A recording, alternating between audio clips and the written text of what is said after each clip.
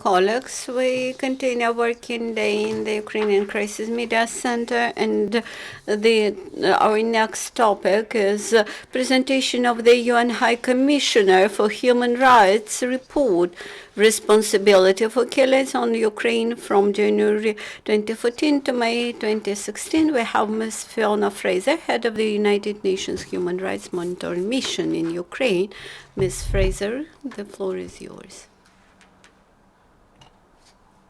Ladies and gentlemen, good morning. I'm very glad to be here today to present the report that we are launching today, entitled Accountability for Killings in Ukraine from January 2014 to May 2016. This has been prepared by the UN Human Rights Office. This is it here, and there are copies in both English and Ukrainian at the back. As you know, the UN Human Rights Office is present in Ukraine through the United Nations Human Rights Mission. We have been here since March 2014 at the invitation of the government of Ukraine to monitor, report, and advocate on the human rights situation in the country and to provide recommendations aiming at promoting respect for human rights. We have released 14 public reports so far. The last was on the 3rd of June, covering the time frame 16th of February to 15th of May this year. The next, the 15th, will be launched in early September and will look at the human rights situation overall in Ukraine from the 16th of May to the 15th of August this year. These quarterly public reports cover our whole spectrum of human rights in Ukraine. Today's report is our first thematic report with the more narrow focus, covering a longer time frame and looking into an issue in more depth. The theme for the report, as I've already said, is accountability for killings from 2014 to May 30th, 2016. It was selected for 3 reasons. First, the right to life is a fundamental human right from which all other human rights stem. Second, the Human Rights Monitoring Mission has been gathering substantial information related to the arbitrary deprivation of life, one of the gravest human rights violations, from its arrival to Ukraine in March 2014 until this very day. We have seen that violence and killing has bred more violence and killing. Third, accountability is key for any violation, the resolution of any violation of international human rights and international humanitarian law. The objectives of the report are to encourage and support investigations and prosecutions of killings, to ensure that those responsible are held accountable, and to guarantee justice for victims and their families and recognize their loss. Accountability is key for reconciliation and to the establishment of a sustainable peace and long-term prosperity in a country. The report concentrates on the deaths that happened in the context of assemblies in 2014 and 2015, in particular Maidan and the 2nd of May violence in Odessa. Also, it looks at killings in the context of the armed conflict in eastern Ukraine. It also reviews alleged summary executions and disappearances which may have led to deaths in the Autonomous Republic of Crimea.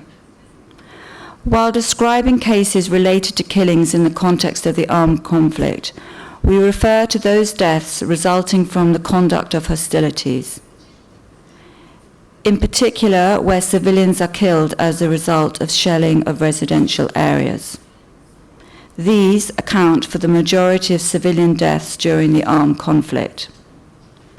The report, however, also focuses mainly on cases of alleged killings of the civilian population or persons otherwise protected under international humanitarian law in the conflict zone, although no armed hostilities were taking place in the immediate vicinity of the sites of the incidents at that time. As you can see, The report, which is itself 20 pages, is supplemented by a 30-page annex where emblematic cases illustrating broader patterns and trends are presented. There are more than 60 cases detailed in the annex, with some 110 victims. In most cases, bodies of the victims were found and their identities established. But there have also been the cases where no body was found, but there are reasons to believe that a person may have been deprived of his or her life arbitrarily. The annex is by no way exhaustive, but we believe it contains enough information to comprehensively present the problem. Now to the findings. As the report shows, killing has been a particular phenomenon in Ukraine since January 2014. We have observed an increasing and persistent pattern of violations and abuses of the right to life and physical integrity in the country. War begets war. If you look at the figures, it is 181 individuals whose deaths were related to assemblies, first during the Maidan events, and then as a result of the violence of the 2nd of May 2014 in Odessa. Accountability for these deaths has not yet come, since no individuals have been found responsible for any of these deaths. At the same time, the UN Human Rights Office notes the progress achieved by the investigation in relation to Maidan events. As of the 1st of June of this year, 55 individuals have been charged in relation to the deaths of Maidan protesters. 10 senior government officials, 29 former commanders and servicemen of the Berkut Special Police Regiment, 10 Titushki, a Maidan protester, and 5 other persons. A number of cases have already been heard in courts. However, we also note impediments in bringing the alleged perpetrators to justice. The majority of suspects have fled the country. Essential evidence is lost due to the failure of the law enforcement to collect or preserve it immediately after the events. Moreover, we also note the overall complexity of the case, which makes it a longer-term endeavor to investigate. On the investigation of the 2nd of May 2014 violence in Odessa, we remain concerned that the investigations into the events that took place on this date in Odessa have been affected by systemic institutional deficiencies and characterized by procedural irregularities. The judicial proceedings face deliberate obstruction and delays. The UN Human Rights Office continues to strongly urge that investigations into the violent deaths which occurred both during the Maidan events and in Odessa are completed in accordance with international standards and without undue delay. The UN Human Rights Office estimates that up to 2,000 civilians have been killed in the armed conflict. The vast majority of these civilian casualties recorded on the territories controlled by the government of Ukraine and on those territories controlled by armed groups were caused by indiscriminate shelling of residential areas. So far, neither the armed groups nor the government of Ukraine has taken responsibility for a single civilian death resulting from the conduct of hostilities. We are also not aware of any cases where alleged perpetrators, either those who carried out attacks or those who bore command responsibility, have been investigated or brought to justice. Our key message related to the conduct of armed hostilities is pretty straightforward. International humanitarian law for the protection of civilians in international and non-international armed conflict is clearly established and binding for all parties to armed conflict, state and non-state. To stop casualties among the civilian population, there needs to be greater compliance with international humanitarian law by all parties to the armed conflict and greater respect for human life. The Human Rights Office has recorded dozens of cases of executions of persons who surrendered or were otherwise hors de combat, or those cases where they were arbitrarily or summarily executed. We also have recorded deaths during deprivation of liberty and cases of disappearances that may have led to death. The total number of such deaths is difficult to estimate, but it may amount to hundreds. The UN Human Rights Office was able to establish incidents of arbitrary killings allegedly committed by armed groups, either under effective control of the self-proclaimed Donetsk People's Republic or the self-proclaimed Lugansk People's Republic, or those groups which acted independently, for example, the Cossack groups. We also found acts of arbitrary deprivation of life, allegedly committed by elements of Ukrainian armed forces and law enforcement. In some cases, the alleged perpetrators could not be identified by the victims and witnesses, and their affiliation with a specific armed group or a unit of government forces could therefore not be sufficiently established. We suggest, however, that all killings in the context of the conflict described in the report were carried out by, or at the behest of, or with the acquiescence of members of the armed groups or elements of Ukrainian military or law enforcement. Some of the executions or killings would not have occurred had those bearing command responsibility acted to stop them. They did not do so, and this report identifies, where possible, those units or groups responsible. The pattern of accountability for these acts is uneven.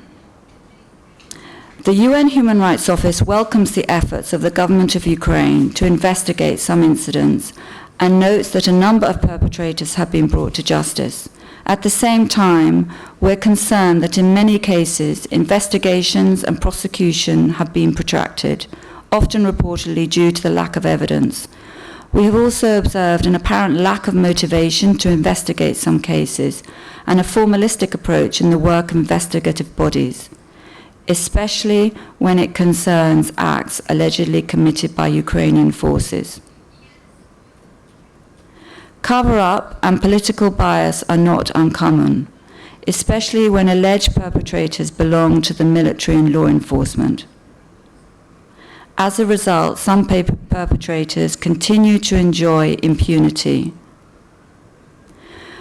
We have proposed a number of recommendations to the government of Ukraine in this regard.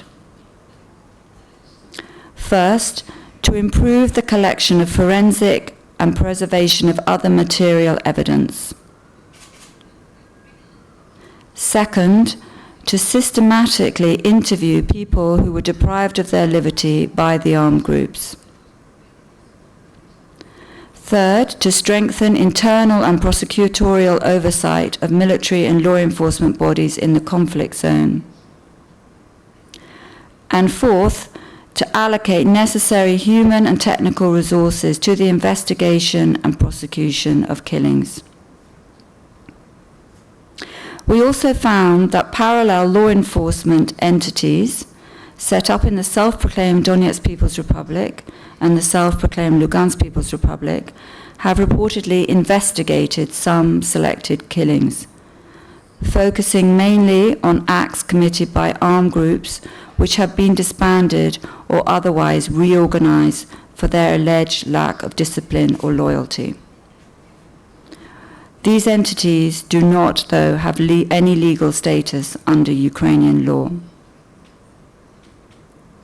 In the Autonomous Republic of Crimea, the status of which is determined by the United Nations General Assembly Resolution 68262 on the territorial integrity of Ukraine, the UN Human Rights Office recorded at least one alleged summary execution and 10 cases of alleged disappearances which may have resulted in deaths. These allegations are based on witness accounts, the profile of the disappeared, and the fact that some disappearances appear to have resulted from abductions involving paramilitary groups often associated with the so-called Crimean self-defense. To conclude, I would like to reiterate that all available accountability mechanisms, both national and international, must ensure that those responsible, directly or as a superior, for killings and other violations, abuses and crimes are brought to justice. And in the context of the current debate of pardoning and amnesties, whether in the context of the implementation of the Minsk agreements or not, there must be a guarantee that there will be no amnesty for those responsible for acts of arbitrary deprivation of life and suspected, accused, or sentenced to war crimes, crimes against humanity, or gross violations of human rights. Amnesties are also impermissible if they interfere with victims' rights to an effective remedy or restrict victims' and society's right to know the truth about violations of human rights and humanitarian law. We hope that this report will prompt accountability and prevent further acts as we have described within it. Everybody should feel concerned. No accountability means impunity for perpetrators. No justice for victims and no justice for victims and their families and their continued suffering. Thank you. Thank you, Ms. Fiona, for your report. Are there any questions or clarifications? Чи є запитання або уточнення до пані Фіони? Any questions to Ms. Fiona? Or clarifications? So at this point, the press conference is finished. Thank you for coming and looking forward to seeing you here in the closest future. Шановні